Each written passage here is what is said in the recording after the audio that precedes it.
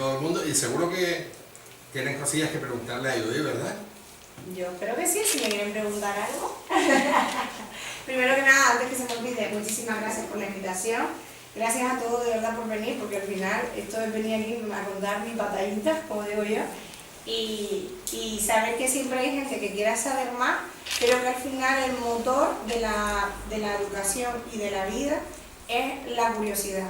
Si no somos curiosos es cuando realmente no le encontramos el sentido a las cosas y nos da igual una cosa que otra, comer esto, comer lo otro, ir para aquí o ir para allá.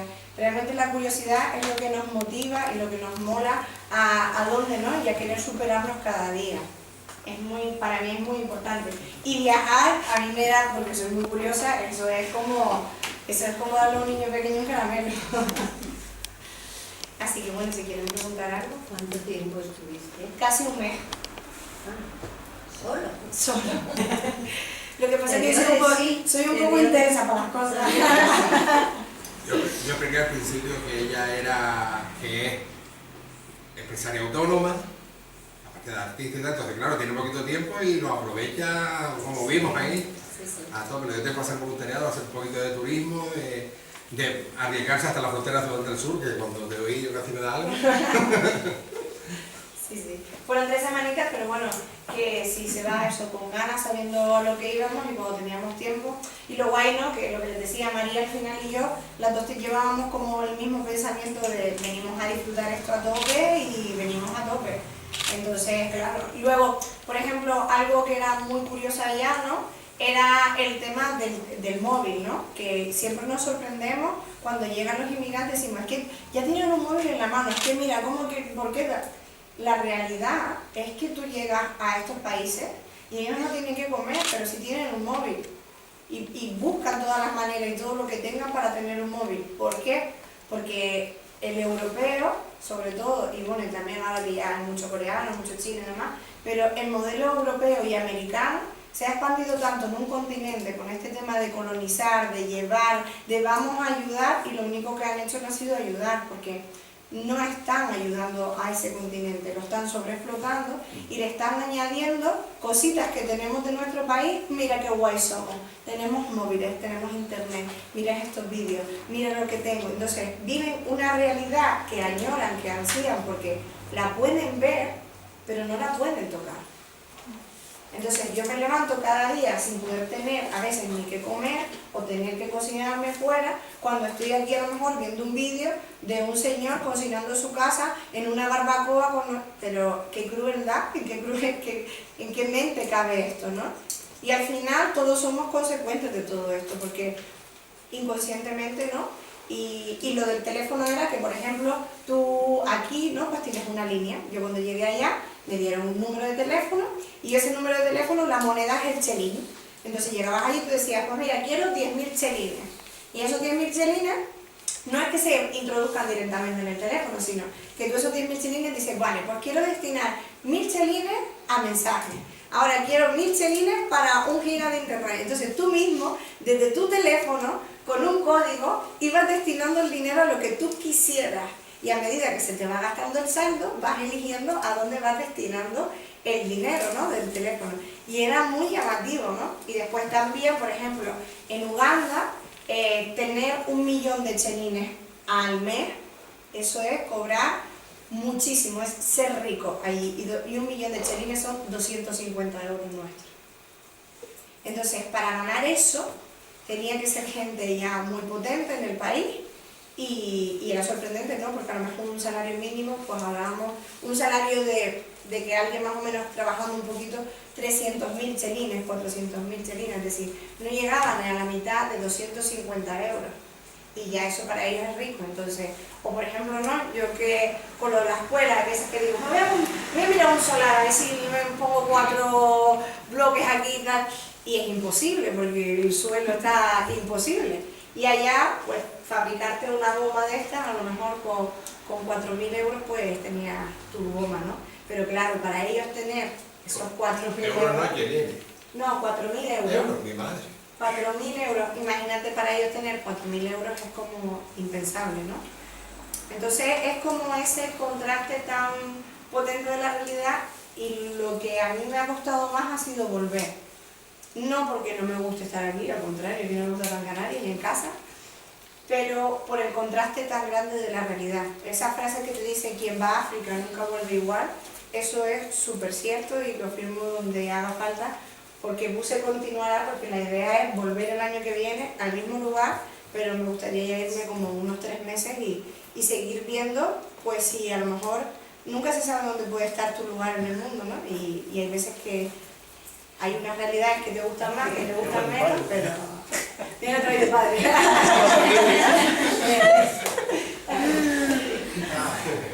Bueno, si quieren. Sí, venga, me encantan las preguntas. Un par de preguntillas ahí. Sí. En primer lugar, la materia prima con que te hicieron la camisa es de qué, de lino. Pues la verdad que no entiendo. No sabe lo que utilizan allá. Algodón. Algodón puede ser. Algodón. No, porque en segundo lugar me di cuenta en cuanto, porque claro, ellos tienen una economía eminentemente agrícola. ¿Las semillas las cultivan ellos de los mismos cultivos o la traen de fuera de una multinacional? Pues la verdad que ahí, si te digo, te miento, pero es cierto que lo más que veíamos allí era que ellos hacían todo con sus propias semillas, es decir, con lo mismo que tenían de la tierra. De hecho, veía a muchos en el campo allí con sus padres separando las semillas que luego iban a poner a cultivar, ¿no? Entonces ponían a los pequeñitos a separar, el otro iba abriendo, es decir, y trabajaban mucho de esa manera, era sorprendente, pero es cierto que no te puedo asegurar al 100% que dónde venía la semilla. Y la otra es un poquito quizás un poco más política en cuanto al desarrollo, ¿no? Me imagino que, un poquito más política en cuanto al desarrollo, me imagino que al estar ahí en África se te habrá encendido un chip. Desde Canarias estamos ahí a 100 y pico kilómetros del Cabo Yugo, tocamos con nuestras manos África y es el continente más cercano y más hermano que tenemos, pero al mismo tiempo el más olvidado, ¿no? ¿Qué crees después de la visión que tuviste allí? Me imagino que te habrás cuestionado algo. ¿Y por qué está pasando esto? ¿Por qué está sucediendo esto? No sé si te habrá encendido una luz para decir, ¿qué crees? ¿Qué soluciones tiene para salvar esta África, de este continente olvidado, para llegar a un nivel social mucho más enriquecedor del que tienen ahora, con sus costumbres y sus tradiciones? El hombre blanco nunca tendrá que llevar, no es la intención de la pregunta que te quiero hacer, no tendrá que llevar su cultura, pero sí tenemos los medios para llevarlos allí, para sacar adelante un poquito más a esos países. Yo creo que al final el problema de esos países o del continente en general es también lo que pasa incluso en nuestro propio país, que al final hay una corrupción.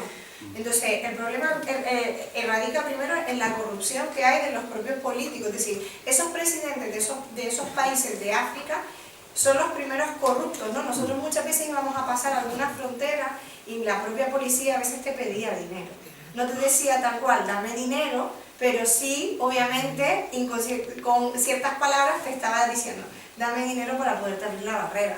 Nosotros en ningún momento se lo dimos, porque además Aritz, ¿no?, que ya se conocía todo, ya llevaba 8 años y medio allá, pues sabía cómo hacerlo.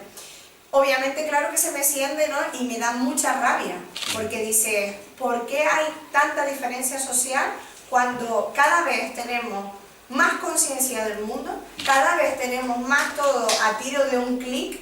Y yo creo que ese es el problema de la sociedad y del mundo en general, que hemos olvidado, que para mí lo que me devolvió este viaje, la humanidad. La humanidad se ha olvidado.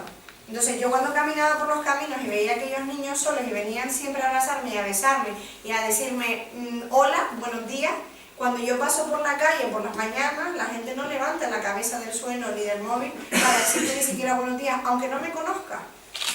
Porque hemos perdido los valores humanos.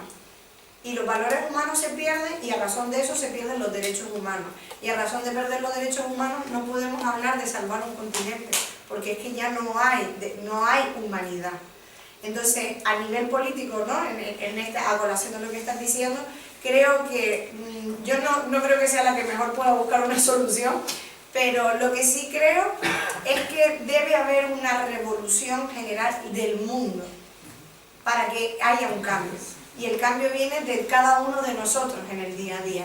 De que yo me levanto y diga, no, es que necesito una chaqueta, porque claro, es que no tengo ninguna en el ropero, no tengo 25. Pero es que justamente esta, es que no me pega tanto, no me queda tan bien, no, perdón. Y yo he sido la primera que he sido así. Pero claro, cuando llegas y ves esta realidad, dices, Dios mío, ¿en qué mundo he vivido constantemente y qué me han enseñado para que mi única visión del mundo sea consumir? Porque ese consumo genera que haya una explotación. Entonces, eso es a nivel político, creo que es un poco por ahí, ¿no? Sí, perfecto. Ah, vale. Por ahí por donde va, porque al final la explotación, para mí, ¿no?, viene de la necesidad del sobreconsumo. Porque es que no necesitamos tanto, porque si al final... Es decir, otra de las cosas sorprendentes de que yo flipé es que toda esta gente que ustedes han visto no tienen un DNI. No existen a nivel de un país. No están registradas en ningún lugar. Y para que cualquiera de ellos pueda salir de ahí y poder hacerle un pasaporte para que se venga aquí, tienen que tener una carta de recomendación de alguien que viva dentro de Uganda, que ya tenga un pasaporte y que muchas veces o casi siempre es extranjero. Pero eso en toda África, en todos los países. Pero es claro, yo no lo sabía y a mí me lo contaron con Uganda y yo decía, no puede ser que una persona exista, es decir, yo llego allí y digo, hola, me llamo Judy Martín, por favor, esta soy yo, ponga mi dato, que es lo que vamos nosotros a hacer cuando vamos a la Policía Nacional con el DNI y el pasaporte. Y que estas personas no lo puedan hacer. Por eso no pueden salir de sus países. Por eso hay una inmigración. Por eso mucha gente arriesga su vida. Y no entendemos que la inmigración no son los negros. La inmigración somos todos. Porque todos somos inmigrantes. Y todos venimos de algún punto de inmigración. Y porque al final nadie viene a robarnos nada. Porque nada nos pertenece. Entonces cuando entendamos eso, ahí podremos hablar de otro tipo de políticas y de otro tipo de mundo, ¿no?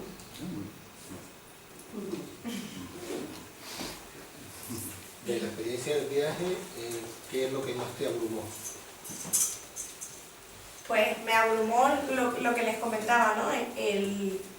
La humanidad, el caminar por la mañana, ¿no?, y ver que todas esas personas, a pesar de no tener, siempre había una sonrisa, siempre había ese cariño. Y después lo que más me abrumó es lo que les comenté al principio de cuando paraban la guagua o ver cómo hacen su vida en la calle, ¿no? Para ellos eso es riqueza, ¿no? El tenerlo de cocinar, los veía, yo alucinaba porque iba al mercado y a lo mejor estaba como un buzón así chiquitito donde te ponían para lo de la línea de teléfono y aquí al lado había una señora con un caldero haciendo arroz y tres aquí al lado a las 10 de la mañana comiendo arroz. Y tú decías, y claro, otra persona llega y dice, señor, arroz a las 10 de la mañana. Porque lo que también saco uno del viaje es que nosotros somos ricos porque podemos elegir. Yo elijo que quiero desayunar cada mañana. Elijo si quiero comprar esto o no me lo quiero comprar. Pero esas personas no pueden elegir. Básicamente porque lo que les hablaba, no tienen a veces ni una propia identidad porque ni su país, que supuestamente es el lugar que además ellos adoran, no los reconoce como pertenecientes a ese lugar, ¿no? Creo que eso creo que es muy impactante. No sé si respondí, si quieren decir algo. Sí. Una cosa que me viene a la mente.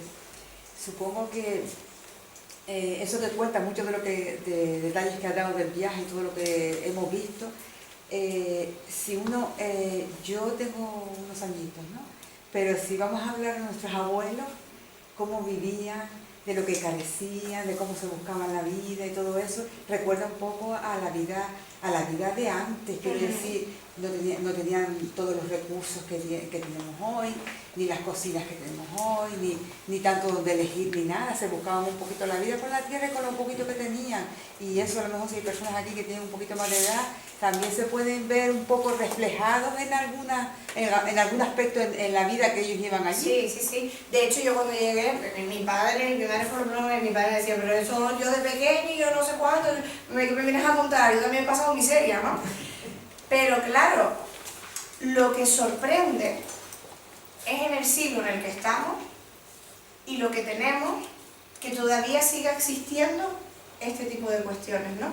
Eso es lo que es sorprendente y lo que es abrumador y lo que a mí me sorprende, porque yo gracias a mí, ¿no? A mis padres, que ellos han trabajado mucho para que nunca nos ha faltado de nada, nos han enseñado que con trabajo, ¿no? Y con esfuerzo pues podíamos conseguir las cosas, o por lo menos lo podíamos intentar, y nos lo han dado todo, ¿no? Pero estas personas, da igual todo lo que se esfuercen, porque su realidad es esa. Yo puedo intentar buscar un trabajo mejor, yo puedo intentar subir de nivel, yo puedo hacer estos estudios para el día de mañana, pero es que estas personas no lo pueden hacer. No tienen la posibilidad. No tienen la posibilidad. Entonces, obviamente, antes, yo entiendo igual y puedo llegar a entender que por eso no va tan atrás, pero es que yo creo que dentro de 50 años, yo, a lo mejor no iré yo, ¿no? Irá otra persona abogando y posiblemente seguirán igual. ¿Por qué? Por lo que estamos hablando. Porque hay un lugar que es una mina de riqueza a la que sobreexplotar y la que no interesa que sea rica. ¿Por qué? Porque es que es la materia prima de todos nosotros. Si ellos realmente se dieran cuenta y se revelaran de todo lo que tienen, nosotros nos quedaríamos de aquí y seríamos nosotros los que viviríamos aquí, posiblemente. Porque la realidad es otra completamente. Siempre se dice que el mundo está mal repartido. Mal repartido, ¿no? Está la parte más poderosa y más rica, y luego está la parte más marginal, digamos. Pero Judith, estoy de acuerdo contigo, pero es difícil, y claro, aquí te llegan muchas cosas a la cabeza, pero es difícil que se revelen. Ahora mismo tenemos una problemática en el Sahel un montón de fuerte, que está por arriba donde tú fuiste. Y es difícil que se revelen porque, lo que tú decías, quien controla todo el armamento y quien controla todo son los grandes, los grandes estados apoyados por las grandes multinacionales. El pueblo no tiene capacidad para decidir. Y que yo creo que también hay un gran problema en la historia de la humanidad, que son las religiones. Porque obviamente las religiones al final delimitan a la persona, y al haber una confrontación de diferentes religiones no nos vamos a poner de acuerdo por mucho que nos llevemos bien. ¿Por qué? Porque siempre vamos a estar en función de alguien y para alguien, y le debemos algo a alguien, no somos libres.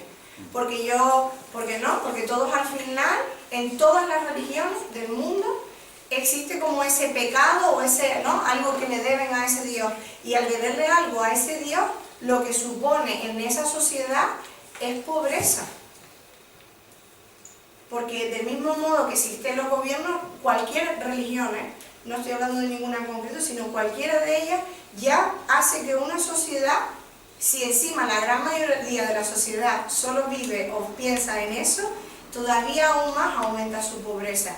A la misma vez que aparte su riqueza humana también aumenta. Porque obviamente se aferran a un Dios, y ese Dios lo que les hace es cultivar la parte humana que a nosotros, por ejemplo, se nos olvida, ¿no? Entonces nosotros a lo mejor no creemos tanto en tantos dioses, o casi cada vez, ¿no? Y la gente es más atea o más tal, pero tenemos otros tipos de dioses, como los teléfonos, los programas de televisión, los no sé qué. Entonces es todo tan grande que esto da para... ¿Qué tipo de médicos hay?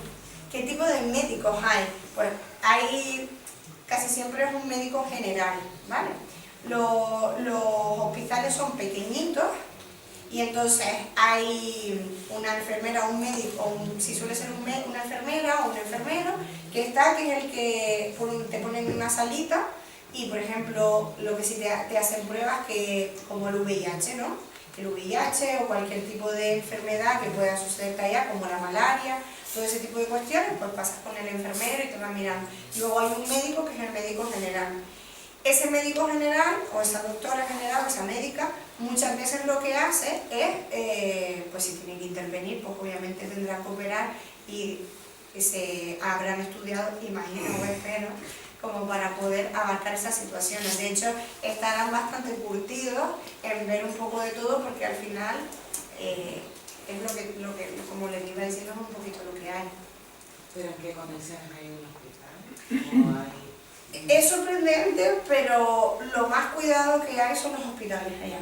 Muy cuidados. Por lo menos los que yo vi eran pequeños, eso eran como escuelitas, y era sorprendente porque estaban limpios, cuidados, Aparte muchas veces había algún soldado o algún policía que pasaba por allí, son zonas como que ellos cuidan mucho eso y la educación. Había muchos colegios y también lo que más orfanatos. En la gran mayoría muchos niños abandonados, muchísimo.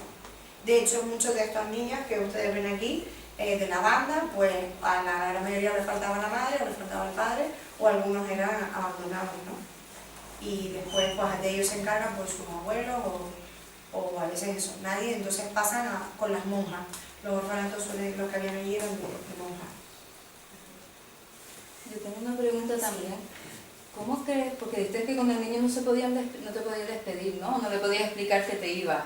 Y siempre me ha llamado la curiosidad eso de cómo crees que se siente la gente ahí cuando pasan voluntarios, están un tiempo, se van, vienen otros. Eso me ha parecido algo que me mueve mucho ahí. No, y para mí también era súper duro cuando iba a ir, porque yo decía, claro, yo voy y cuando vas de voluntaria, en función de que vas, porque la gente no, cuando va a países así o a un continente como África, parece que va a ir a salvar el mundo, ¿no? Te sale ese rollo de voy a salvar el mundo, y eso es lo peor que puede llegar porque no vas a salvar a nadie. Son muchas personas, no vas a salvar a nadie. Entonces, partiendo del hecho de que no vas a salvar a nadie, lo que tienes que hacer es llegar allí y decir, ¿quiénes son ustedes? ¿Quiénes son? Cuéntenme, quiero saber de ustedes, cuéntenme cómo es la vida, voy a vivir con ustedes, quiero saber, ¿no? Y cuando en uno de los días los chicos me invitaron a una hoguera y yo les hice esta pregunta, justamente la que me hiciste, y cuando vienen los voluntarios y se marchan, ¿ustedes cómo se sienten? Ellos me decían, nos da pena, sobre todo porque hay con algunos, ¿no?, que a lo mejor podemos conectar un poco más o que se quedan más tiempo. Dice, pero a la misma vez estamos contentos, dice, porque nosotros lo que queremos es mejorar. Y la única forma que tenemos de mejorar es que venga gente a vernos y hacer que nosotros podamos mejorar nuestro propio país. Entonces era sorprendente, ¿no?, como ellos tienen su parte afectiva, pero esa parte afectiva ha llegado a un punto que no la terminan a lo mejor de desarrollar al 100%, porque al final también su vida desde el principio les ayuda a tener una coraza bien fuerte, ¿no? Yo a día de hoy han pasado 2 meses y por eso me he hecho llorar y todo cada 2 por 3, porque me llaman cada semana, hablo por videollamada, Judy, cuando llegas, cuando vuelves, y yo, ay, no me digan esto, que todavía no sé si voy a poder ir, tengo que cuadrar todo en este mundo para poder ir. Y es súper bonito ver que te vas de un lugar y te han hecho un lugar. Y una parte de ti se queda ahí y una parte de ellos se viene contigo, ¿no? Es como súper bonito. Yo creo que eso es lo más bonito del voluntariado. Pero creo que lo más interesante cuando uno se va de voluntario es lo que te decía, no querer ir a salvar el mundo, sino realmente decir, vamos a hacer, ¿sabes? Yo soy Judith, tú quién eres, y vamos a disfrutarnos en este tiempo y a aprender el uno del otro. Tú tienes cosas que yo no tengo, yo tengo cosas que tú no tienes, y que al final eso es la vida, y es una de las cosas que el viaje me enseñó, ¿no?, que ellos viven en comunidad. Nosotros vivimos en sociedad. Vivimos en sociedad porque vivimos en el individualismo. Ellos viven en comunidad porque yo tengo esto, tú tienes eso. Vamos a darnos, ¿no?, lo que antes era el trueque. Pues, y a nosotros, esa parte de comunidad, pues creo que se nos ha ido un poquito dando.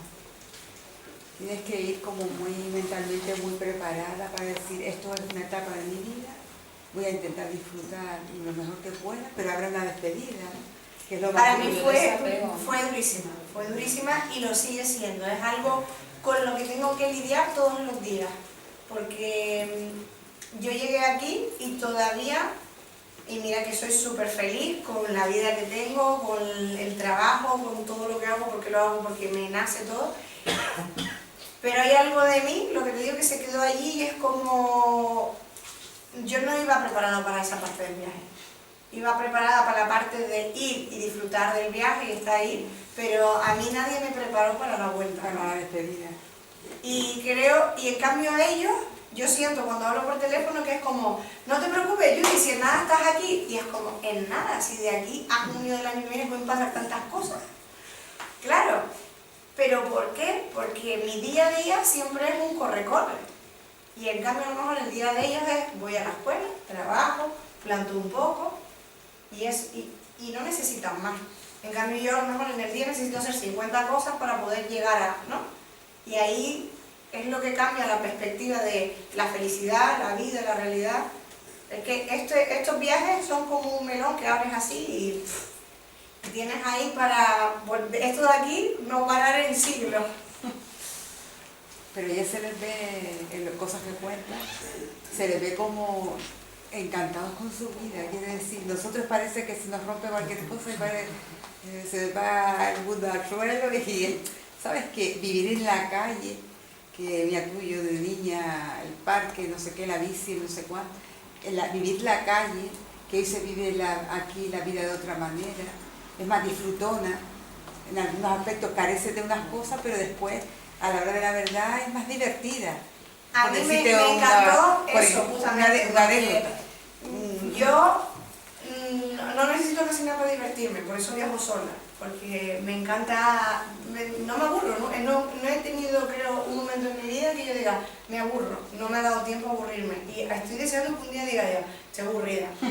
Pero lo que me encantó de la vida de allá fue eso, la simpleza de no necesitar 25.000 cosas para sentirte bien, sino esto es lo que tengo y con esto hay, y es lo que estábamos hablando antes de a nivel político, ¿no? Eso al final es el consumismo que nos han enseñado, en el que tenemos que vivir para ser felices y para parecernos a otros que parecen felices, porque realmente no lo son, lo parecen. Entonces nos hacen a nosotros creer que tenemos que parecernos a esas personas que tienen esas cosas para poder ser felices.